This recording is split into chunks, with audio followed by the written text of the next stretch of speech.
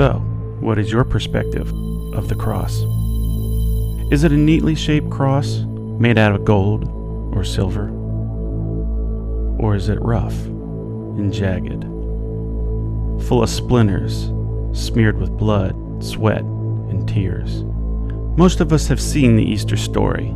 Jesus, the cross, our redemption, the guards, the tomb, his resurrection. He's alive! We all sing and celebrate. Take up an offering. Time for some pot roast. Have you heard it one too many times for the cross to mean anything to us anymore? So what is our perspective of the cross? Would our view be that of Mary's, at the foot of the cross, as close as possible, weeping, praying, pleading? How would that cross look to a mother who was losing her innocent son in such a horrible way? The Roman guards. They had front row seats to the most significant event in man's history, and they missed it. They could have seen it up close and personal, looked into the eyes of the Savior, and simply requested pardon. But no. They were blinded by their own thoughts, desires, wants, while they casted lots for his garments.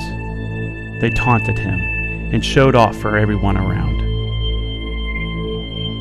Or is our view more like Peter's, distant, brokenhearted, for a different reason?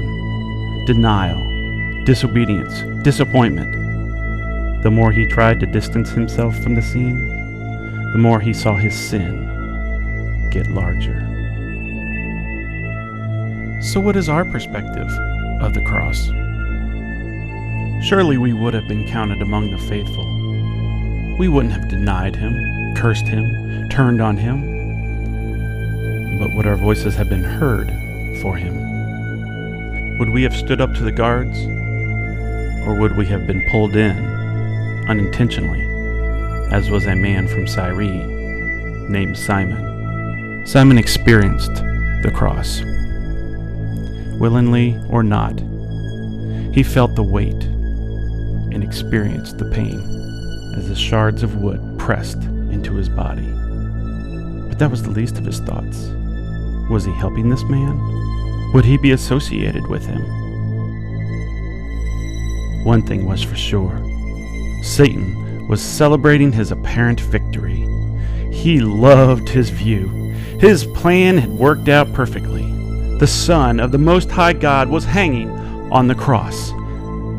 All his demonic miscreants were applauding the flawless execution of the plan. God the Father looked down on the very tree he spoke into existence, but now he was holding the bleeding body of his beloved, his one and only Son, his flawless Lamb. Why would the Creator of the universe have to experience this?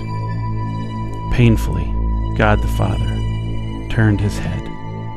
The Holy God shielded himself from the sin that Jesus carried for us all. There are many perspectives of the cross, but only one knew the perspective from the cross. As Jesus looked through beaten, blackened, and tearful eyes, he saw many things. Those who loved him, those who hated him, those who stood up to be counted for him, and those who cowered at the first sign of opposition, those who plotted to take his life, and those who chose not to take a stand at all. Do we really know where we are standing? What is your perspective of the cross?